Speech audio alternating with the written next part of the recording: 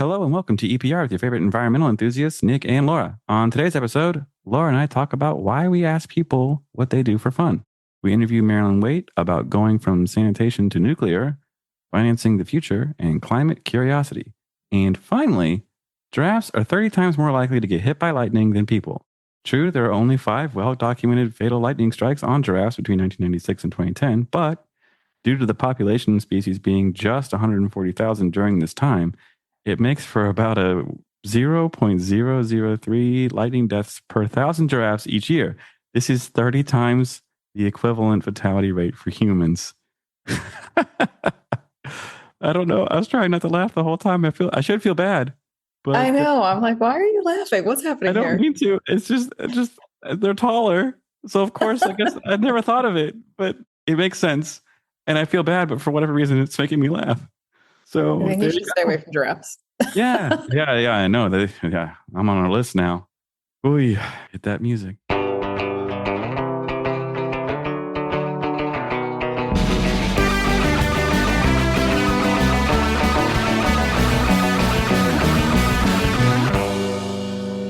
NAEP just completed another round of essential and advanced NEPA workshops. Our next event is scheduled in person for November 13th and 14th in Denver, Colorado. These training workshops are designed for emerging and experienced environmental professionals engaged in the preparation of environmental assessments and environmental impact statements to fulfill the federal lead agency responsibilities pursuant to the National Environmental Policy Act. These courses are designed to help you understand the requirements and how to fulfill the spirit and legislative intent of NEPA. That's absolutely essential in a time like this where agency policies are being updated rapidly. Please check that out at www.naep.org. Let's get to our segment. So, Laura, we got a request for a segment, and we did? From who? I'm pretty sure it's from Sam, but we're not going to necessarily. It's not from Sam. Ooh. It's from Casey, I think. Ooh. Okay, so we're going to say it's from an anonymous source, and definitely not one of the 5 of us. But the question was basically, why do we ask people what they do for fun? And I think it's a great place. Laura, I think this is actually one of the ways that you and I knew we would be good at doing this together. It's because of this specific question. So I think it's a great thing for you. Talk a little bit about why we decided to do that. Well, the whole premise of the show was connecting environmental professionals. And I think if you're going to connect with people genuinely, one of the things that you're going to do is talk about what you do outside of work. Yeah, it's easy to connect on. We all care about the environment, but in asking people this question for the last 4 years, it's very clear that we all like to do similar things. So that's one purpose of it, was just like another way to show that we're all relatable. But that's the other part of it, is for young people or someone who's getting into the field to go, oh, I do fit in with them. Even if they have 10, 20 years, 30 years of experience on me, I also love to go kayaking and I love to go traveling and have adventures. Like, we all have that in common. Yeah. And it's also really fun to hear like different answers, right? Sometimes the answer is, I love doing exactly what you think, which is kayaking. And sometimes the answer is, I love playing rugby. I think honestly, that's my favorite response to Shell Gentleman, like where she had like the data science background. And that was one of her hobbies. That's pretty cool. And it's kind of fun to say, like, we come from different backgrounds. We have different interests, likes, wants, needs, but they're all over the map in a really delightful way.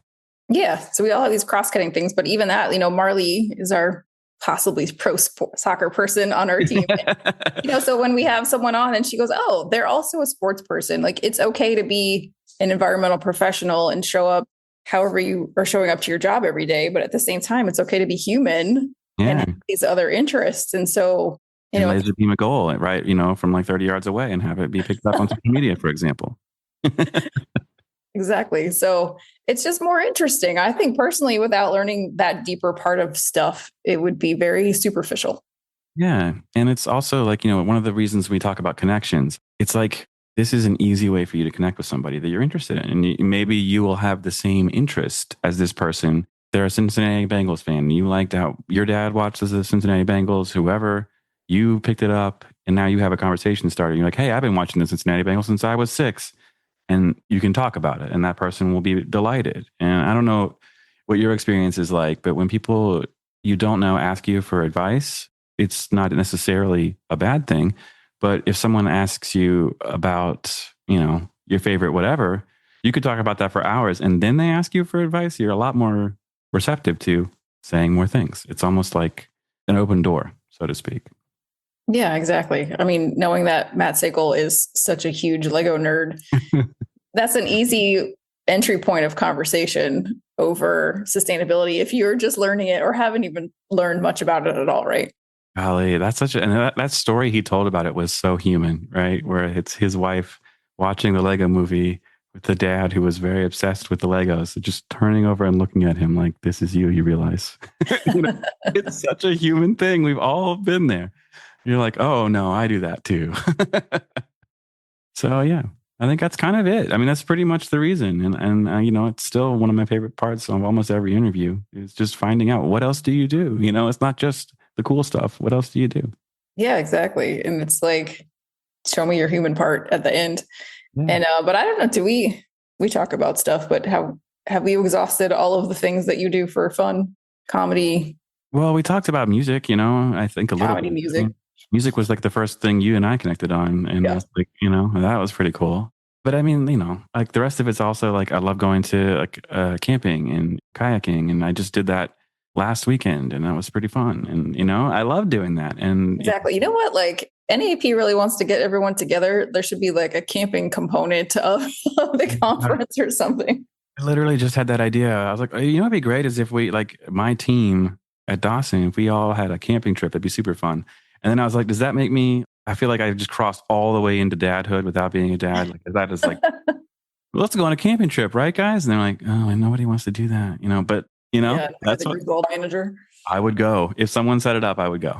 That's all I'm saying. Awesome. Well, what about yours? Did we get it? Are there any other interests? You have too many. You like everything. I feel like. Not really. I don't like many things. Like I like to keep it simple. So, but I do fall into the typical environmental professional persona where camping, kayaking, hiking. But when was the last time I went hiking? Scuba diving. When was the last time I went scuba diving? So when we ask these people, what do you do for fun? It's more like, what are you obsessed about doing?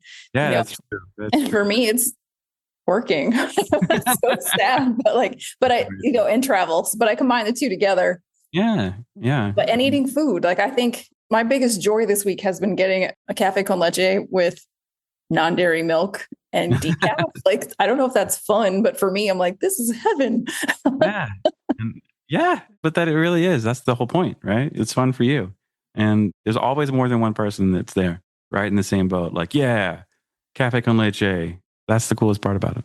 Exactly. So if you are also lactose intolerant and can't drink coffee and you would still like to have a cafe con leche, that's legit. I will tell you where you can get that. All you got to do is ask. That's a perfect way to end, I think. Let's get to our interview. Welcome back to EPR. Today we have Marilyn Waite with us. Marilyn is the managing director of the Climate Finance Fund and a lifelong environmental actionist. Welcome, Marilyn. Thank you for having me, Laura. I'm super excited to have you because it's been a long time since we've had someone from overseas. So it's been a long time since I have been. Actually, I went to Paris, I think 2 years ago. Is that where you are right now? Yes, I'm in the Paris area in a place called Issy-les-Moulineaux. Oh, I love that. Are you from France? Partly. I have 3 nationalities. France is one of them. The U.S. is another, and Jamaica is a third. Oh, that's an interesting mix. What's been your favorite place to live? That's a great question. Well, I've lived in a lot more and various continents. So Madagascar, South Africa, China, St. Lucia, etc. Every place has their pro and con, so. Okay, that's amazing. But I need to know more. How do you decide where you're going and when to pull up stakes and go to the next one? Well, a lot of the previous, travels have been due to studies and various work opportunities. So it really just depends on where life takes me. I do have a 1-year-old son right now. So I think I will be a lot more discerning in future travels and future moving, packing up to move it takes on a different meaning, let's say right now. Right. But yeah, I think it really just depended on the circumstances in terms of where. And I've definitely learned a lot in each country where I've lived. And I think I try to take those perspectives with me in the work going forward. Yes, absolutely. I feel like having traveled a lot also, I haven't lived as many places, but I've traveled a lot, and having that perspective of people living different ways and different cultures. And, especially in America, the way you do things here doesn't mean it's the right way for everyone else. And trying different food and just meeting new people is such an incredible experience. And you have 2 engineering degrees, and then your career has also spanned a lot of different areas as well: engineering, energy, policy, finance. So how did you get into those different areas?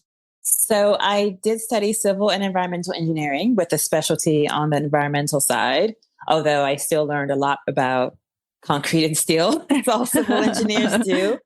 I went to Madagascar for my first job right out of studying engineering in undergraduate studies. I went to Madagascar with the United Nations, and I was helping provide some kinds of complementary projects in the school programs that they were supporting, especially around water and sanitation and related infrastructure.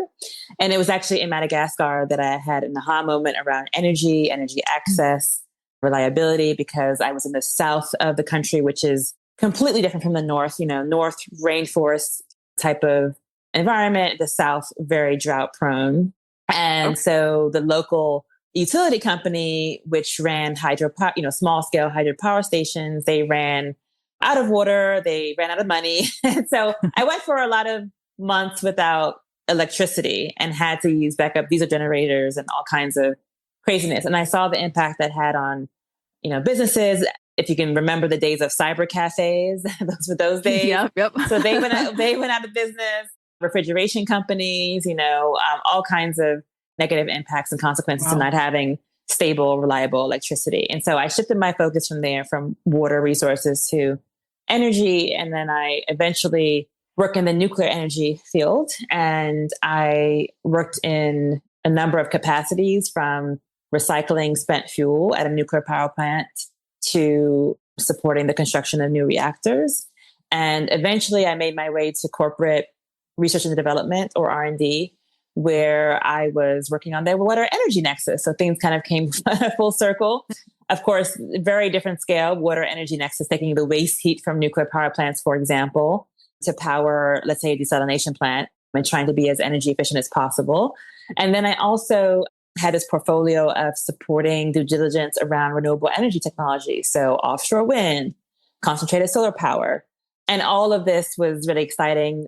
And what I noticed in those roles was that a lot of our troubles in getting any kind of low carbon energy technology to market was less on the engineering, innovation, or project management side. It was really on the finance side, especially, I would say, renewable energy technologies, because at that time, there just wasn't the same track record as the incumbents, especially oil and gas and coal. And so I decided to shift the focus towards finance investment from there. And I had a number of roles in all kinds of parts of the financial ecosystem, including, let's say, clean tech or climate tech, venture capital, which leads me up to today, where I am currently managing a philanthropic portfolio focusing on climate finance. So essentially mobilizing capital to solve climate change, invest in climate solutions. And so that has been my background. And the common thread, I would say, is this notion of sustainability, people and planet, and definitely care for, and you can insert the environment, for people, for society. Yeah, that's awesome. I mean, it sounds like from day one, you've been doing really impactful, meaningful work. But I'm curious, what is it like? What does a day in the life look like of someone who's working with nuclear reactors? It depends on how you're working with them. I mean, there is a lot of roles, let's say, which are desk roles. If you're involved on the pure design, calculation component, if you're a safety engineer, that's not an operational engineer, but you're just, looking at various parameters for any kind of intervention, like anything new to a new plant would have to go through a safety check. And so you might have to run a lot of calculations. And so it would kind of look like a desk job in that way. Now, if you're working at an actual power plant in a safety role or operational role, that could look very different. And I actually did work in shifts for a period of time when I was working at the nuclear power plant, and that you're looking at controls, you're just checking to make sure things are running smoothly, perform operations. Obviously, a lot of that is remote because you can't go in and touch the radioactive materials, right? So there's a lot of things that are happening from a control room. Like you can imagine that would be the case in the space industry if you're working for NASA and so on, similar in a nuclear setting. And then sometimes you do have to shut down a component of the operations to be able to go in. I have manipulated plutonium in a glove box. Wow, that's interesting. So sometimes you kind of have to go in and do that kind of thing as well. And so it really depends on your role within such a big industry. Obviously, the nuclear industry has all the components from mining uranium. So you could, have a mining job to, in some countries like France, which are not like the US, for example, which will recycle used fuel. You can have a lot of roles in taking that used fuel, chopping it up, dissolving it, and then creating new fuel. So there's a whole cycle, and it can be a rather closed loop cycle. Yeah. So there's a lot that goes on in the nuclear energy industry. Right. In my mind, it sounds very daunting. And so I'm going to where I think some of my career coaching persons would say, how much of your schooling helped you with that? And how much did you have to learn while on the job? I think the schooling helped me develop a sense of adaptability so that I was comfortable with changing roles, evolving. It helped me lean into curiosity, ask questions. That's very important. Any kind of high stakes environment. I think the healthcare sector is similar. If you're working in an emergency room, for example, it's high stakes, right? And working in nuclear, if you're especially at the plant level, is also high stakes, and you really cannot make errors. You have to build in redundancies and so on. I think having a questioning mind is very important. Being able to question authority as well. So because we're all human, we all can make mistakes, and so that's like kind of part of the creation of a safe environment is being able to question someone that might be in a higher position, let's say in the hierarchy. And so I think the educational training helped all of those things. I mean, of course, there's some being comfortable with Excel and running numbers, all of those things kind of also help. But I think because things change so quickly, I think developing some of those skills, certain skills like curiosity, adaptation, questioning, analysis, those things that you can apply across sectors and so on. That's the kind of true value of all of those problem sets we do in engineering, I think. Awesome. Your work just sounds so interesting. And so now you've turned to climate finance. It sounds like what you had been seeing is that we have the technology and maybe we know what we should be doing, but we don't have the finances to make these projects come to life. Right. Well, and what I found after looking into that question of, do we have the financial capital to solve our pressing challenges like climate change, like all kinds of environmental degradation, pollution, biodiversity crisis, et cetera. Well, what I found was that we have abundant capital. Financial capital is actually not the problem. It is the allocation of that capital that's the problem. So just on private finance alone, so let's forget for a second public budget. So the budget that government has that comes from taxpayers. If we just look at private wealth globally, we have over 450 trillion US dollars. Okay. And estimates do range, but I'm going to use the figure of we need 4 trillion US dollars every year to solve climate change in terms of investments. So 4 trillion versus 450 trillion, right? We can all do the math. Like we have the money. Even, world GDP every year is roughly over 100 trillion US dollars. So even 1% of that is material to our needs, our goals in terms of solving climate change. So there's really no excuse in terms of the dearth of capital that we're witnessing. What is the problem is that the money is on the sidelines and it's not being allocated to the climate solutions at the level we need. And so the question becomes, how do we incentivize that capital to move? How do we disincentivize the capital from moving into the harmful areas where it is? We are subsidizing fossil fuels at $7 trillion US dollars every year. So those are two parts of the equation that we have to solve for. It actually becomes a much more interesting engineering problem, because if it was just about having sufficient capital, I guess problem solved already, because we actually do. Okay, so tell us about the Climate Finance Fund. What is their role in all of this? So the Climate Finance Fund is a philanthropic fund backed by the William and Flora Hewlett Foundation.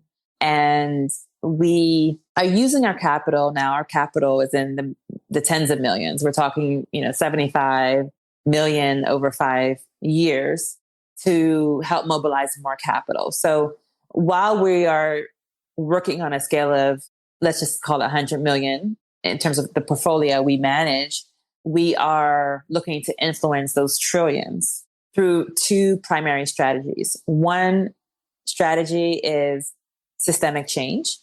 So how do we, at a systems level, ensure that the rules of the financial capital game work in favor of people and planet? Because the status quo of the financial system is that it does not work in favor of people and planet. I wouldn't even say it's agnostic towards people and planet. I would say there are a number of rules and regulations that make the financial system skew towards harm. So how do we change the rules of the game? That's the systemic change work. So we'll back research, we'll back think tanks, we'll back communications, we'll back ideas, we'll back anything that we can do to change those rules. The second pillar is really about market demonstration. So how can we, through participating in various investment vehicles, financial products, et cetera, demonstrate to the market that something the market perceives as not feasible actually is. And so in this case, we will support, for example, the Clean Energy Credit Union in the United States. It's a federally chartered credit union that not only is dedicated to clean energy lending, but also is helping to teach the other 5,000 credit unions in the country how to do this lending so it can scale also at a systems level. We will help create new financial products. There's something called climatesolutionsstocks.com that we backed, which brings full visibility into most of the world's stock exchanges, listed companies, in terms of what are the climate solutions stocks available. So you can go right now on that website and find out in Indonesia, listed on the Indonesian Stock Exchange, what are the climate solutions companies? There's geothermal, there's solar development, there's electric buses, et cetera. In South Africa, in Kenya, in Brazil, because really we have to have all hands on deck, and that includes geographically, in order to solve the climate crisis. So we have these two pillars, systemic change and innovative finance, to serve as that market demonstration as a way of helping to influence those trillions. Okay, that is amazing work. How does one, so let's say, I know we had another guest on here who's a part of a group in Arizona that is working kind of as an incubator, but also just like half networking, half incubator, trying to build some momentum around supporting and providing this type of help to clean energy, clean tech that's happening in that area. How do they get involved with you? So we focus on 3 pools of capital. Let's say the lending side. So lending from mostly depository institutions, banks and credit unions. We focus on asset managers, asset management, which is mostly through, let's say, retirement funds, the investing side of insurance companies, pension funds. And that's mostly, let's say, stocks and bonds, although there's other asset classes involved in that. And then the third is venture capital. And that pool of capital will be most closely tied to the incubator and accelerator world. And so we have worked with incubators and accelerators and venture builders in the past.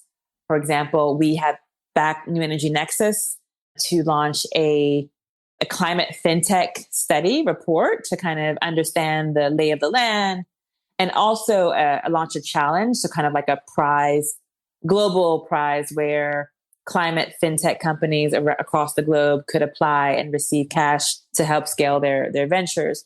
So we had done things like that in the past. We tend not to intervene at the subnational level in any of the economies where we work.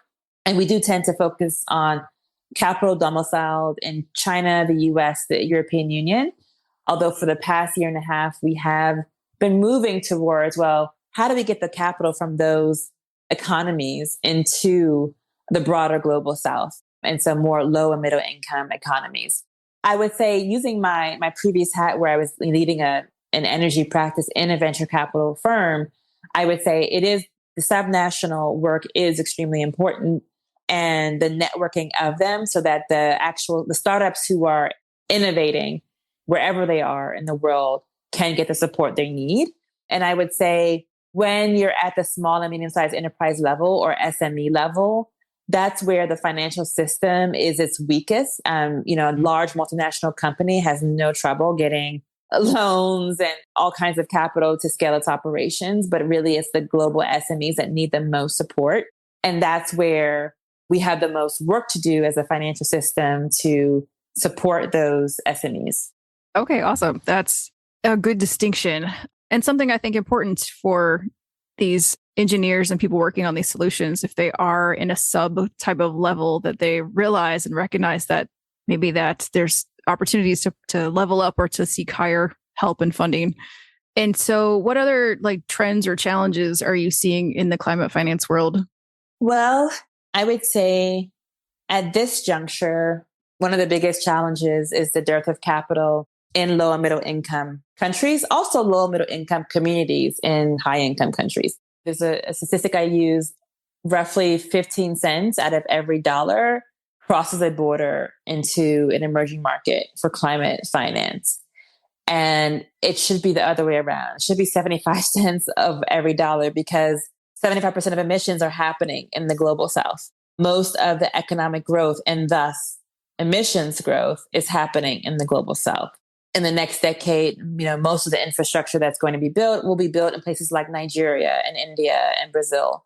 And so really, I think we've been a bit negligent. We've overlooked the global majority, the masses, in many ways, including finance for emerging markets and developing economies. And that's kind of one of the major challenges to solve for now, including incentivizing capital in the global north to reach the global south. So for example, right now, if I have a retirement account in the US, it could be a 401k, it could be a 403b, it could be an IRA. There's all of these schemes and acronyms I know for supporting saving for retirement.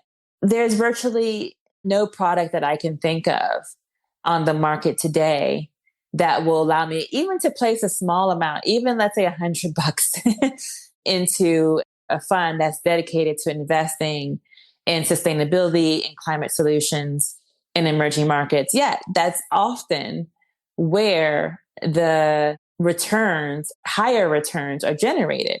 Just to give you one example, in 2019, the Jamaica Stock Exchange was the highest returning stock exchange in the world. Wow.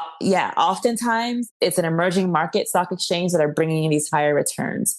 And so in order to have a high, well, first of all, a diversified kind of 101 of good investing is diversification. So in order to have that diversity in one's portfolio, but also those returns, we all should be, from a retail level to an institutional level, investing in low and middle income economies, AKA the global South. And I think we need to create those opportunities and create and those incentives, including tax incentives, including more visibility towards opportunities for placing one's capital into that, especially environmentally friendly, climate friendly products globally. Yeah, that makes so much sense. And I don't think I ever thought about that. I have been asking my financial advisors for decades, how can I pick and choose where to put my money? I don't want it in this certain industry and I don't want it here. And they kind of looked at me like, what do you mean? I don't understand the question. More recently, it's a question they're understanding, but I had not really considered looking at the emerging economies and saying, where can I invest there?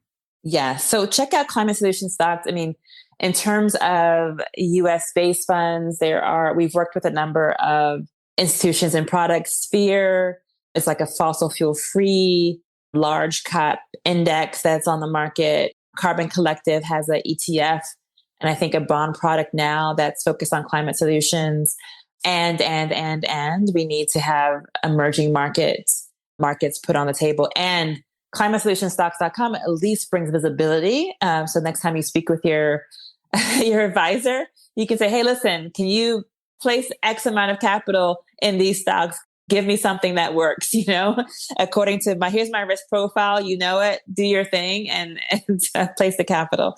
Yes, totally. So we have some visibility there. I think another aspect of the financial equation that we overlook, including for emerging markets, is just the banking side, banking and credit unions. Because for every dollar you have in your bank account or your credit union account, the bank or credit union is leveraging that at least 10 times on average to go out and make loans. So by banking with Climate First Bank, for example, in the United States, or by opening an account in, let's say, a credit union in Kenya dedicated to green lending in rural communities, which, a lot of these exist, then I'm having an impact. I'm getting a standard return that's guaranteed oftentimes by the government, no matter where you are. If it's a bank or credit union, up to a certain amount. And I'm having an impact because the bank or credit union is making these loans and it's changing lives and it's changing emissions and it's real. And so I think that's another place to look. And oftentimes you can open up, savings accounts, not only in your home country, but also in other countries and have the same benefits. Okay. Yes. Back this up for me. I'm not aware of this. I can open a bank account in Kenya. Yes, you can. So one of the things, the reason why I mentioned Kenya, we're actually, I'll mention two particular potential opportunities, but we're working with kind of like a World Association of Credit Unions and the Kenyan, what they're called SACCOs. They're savings institutions. They operate like credit unions. Essentially, they're cooperative banks, right? In terms of governance. And there are over 150 of them in Kenya. They're highly trusted by communities. They serve disadvantaged communities as well. So there's a lot of parallels with the credit union industry, let's say in the US. There's all kinds of membership schemes. And so we're working with a few to set up green deposit savings accounts where the money would be specifically geared towards providing more climate friendly loans. And that can look like solar plus storage. It can look like, electric and energy efficient equipment for farming. It can look like, helping convert a farm to organic and improve the soil quality so that the soil can sequester more carbon. It can look like electric bus, electric vehicle, moving away from the internal combustion engine. So all of those products on the table. And there's two that are likely to pursue this. One is actually called the Kenya USA SACCO.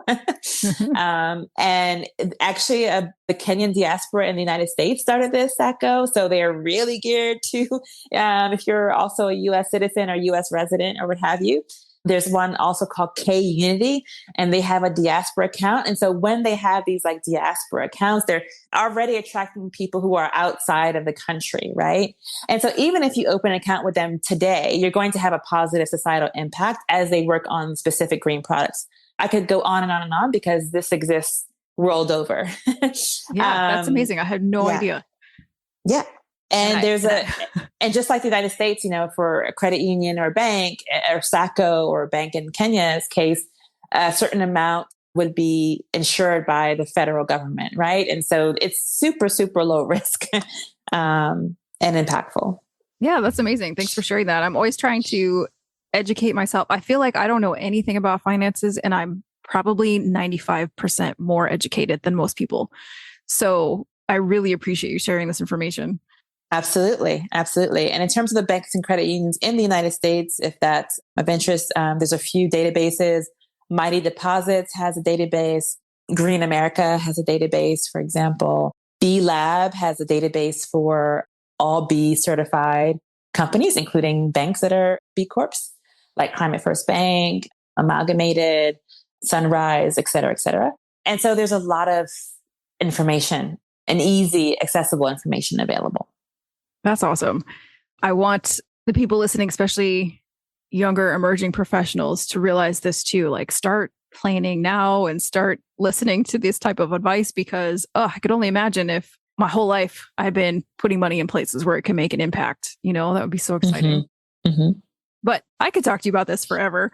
But let's move on to, I want to make sure that we talk about your book, Sustainability at Work. So you've already released a second edition. So what did you learn from the first one and what's happening in the second one? So the second edition of Sustainability at Work, Careers That Make a Difference has been updated across the board since the health pandemic shifted many things about the workplace, not only in terms of remote working, but I think just in terms of the way an entire generation may approach work, let's say. And so there's been updates across the board. There's been more introduction of very practical hands-on tools and advice for developing one's career, thinking about roles, thinking about what you aren't particularly good at or what kind of situation role you will flourish in. But also there's two more chapters, one on climate related careers and the other on JEDI related careers, JEDI being justice, equity, diversity, and inclusion, and how that intersects with the environment and the climate movement and just the broader lens of sustainability. And so those two chapters, the two editions, I think have been really important and impactful in this new edition. That's awesome. And so you also teach at the university in France. Is the book related to that and mentoring that you've done, or where did the inspiration from it come from? Well, I do use the book. So I do lecture sometimes at Sciences Po, teach ESG strategies, and the book is used in that context. However, the backstory for the book, really started after I started to study engineering for sustainable development and then into the workplace.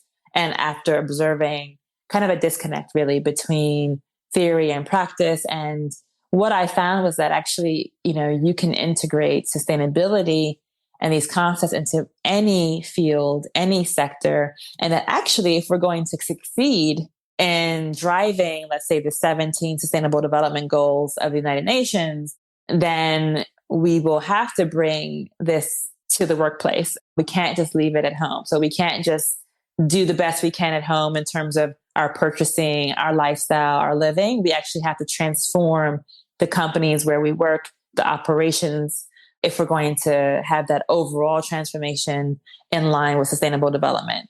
And so that's the thesis behind the book, is that anyone in any sector can integrate sustainability and can find both purpose and satisfaction through the sustainability lens. And there's a lot of narratives covered in terms of, real people and real places doing this kind of work, and how applying sustainability in a framework that I call SURF, SURF, helps to structure one's career and opportunities and helps one kind of integrate as well social and environmental sustainability in one's career path. Amazing. And working with your students and people who've read this book and given you feedback, what is maybe your top piece of advice for someone looking to get into this type of work? I think the first thing is actually to start with your strengths. So forget the content for a second around any particular kind of environmental or social intervention, or forget the problem solution, forget the theory of change, all those things. Think about you as a person and what your particular strengths are, because when you focus on those strengths, you're likely to be happier in whatever you're doing. And you're likely to make the people around you happier, right? And it becomes a virtuous cycle. And I wouldn't worry too much about improving all the weaknesses, because all human beings have some kind of weakness or things that they're not the top 1% at. But everyone has the things that they are, they excel in. And so I would lean into understand one's strengths and then lean into those strengths as a first step. And then everything else can be layered on. Awesome. We are getting close to time, so I would love to stay there too for a while, but we have a segment called #Field Notes. It's the part of our show where we talk to our guests about memorable moments doing the work. We ask people who are listening to also send their funny, scary, awkward field stories with us so we can read them on future episodes to info@environmentalprofessionalsradio.com. And if you go to our website, there's now also a form where you can go ahead and submit it. So Marilyn, any stories that you have, maybe one about a landfill in East Africa?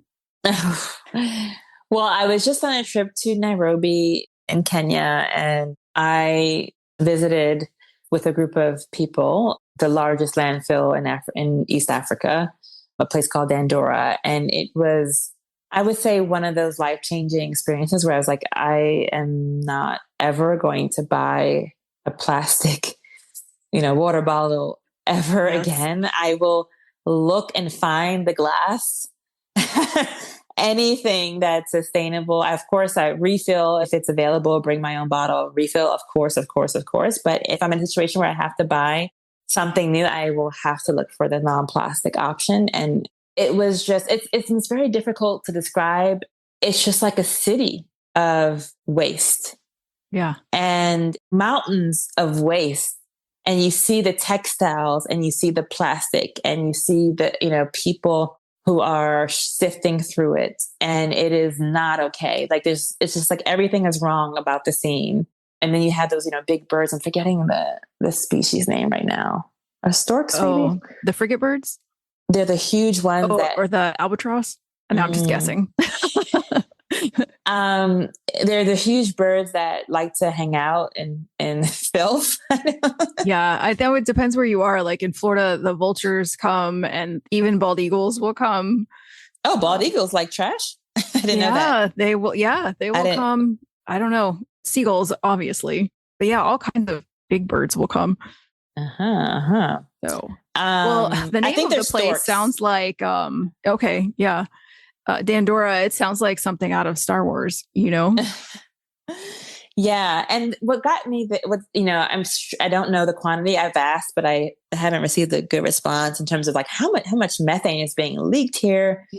And then, it's just kind of like, why isn't this, what can't we just go from waste to heat with this location, or waste to energy? It just seems like such a waste in many ways, right? Yeah. It just really, it brings home everything. Investment systems in terms of, what people can, is there a recycling system in place, like a true recycling system, a waste sorting system, political will, health, like everything comes together and is really illustrated there in terms of our failings as a human species. It sparked for me a will to make some personal changes, but also keep working on the systemic changes as well, because that kind of system should not exist. It is criminal, essentially, for the people who are living there and for every, I guess for the city of Nairobi, whose waste ends up there, and for all of humanity, because we're all participating in this system of fast fashion and textile waste and plastic use and all of it. I got to a point where I could no longer finish the tour because it was just too much to take in. Yeah, I can only imagine. I went to to Ghana 2 years ago, and I watched some videos before I went that showed similar things. They have a landfill on water that people are sifting because they're looking for what can they make out of this. So they're going through everything, pulling out different types of things. Some are looking for a wire, some are looking for metal, some are looking for whatever. So it creates this really interesting subculture. And then they have their own shanty towns around that. And so, and then what really got me was the mountains of these bags of plastic that you see them and you're like, what's that? Is that some sort of housing? And you're like, no, that's just a giant bag of plastic. Hundreds of them. Yeah. And we can't actually recycle the plastic, like there are some innovations around, actually there's a great innovation in Kenya around turning some of the harder plastic, especially like from tires, into durable bricks, like building materials, like that could replace concrete. However, most of that you just cannot, we just need to stop with it. Right. And use another material. Absolutely. Yeah. But let's hope that we have solutions on the way and financing for them, and appreciate you putting in the work to do all of that. We mentioned earlier, you are a newish mom, and how has that changed or added to your passion for this work?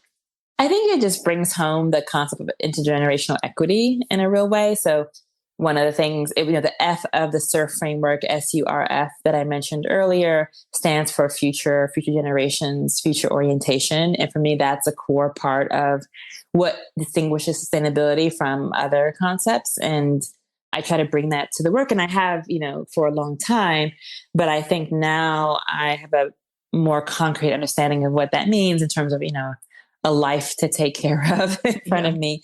And so I think it's it just provides more motivation to do the work. Awesome. Well, thank you so much for joining us today. And you opened my eyes to a lot of things, and I appreciate that. But we are running out of time. Is there anything else that we didn't touch on that you would like to mention? No, this has been great. Thank you, Laura. Awesome. Well, thank you again so much. And thanks for joining so late in the evening for you. So last question is, where can people get in touch with you?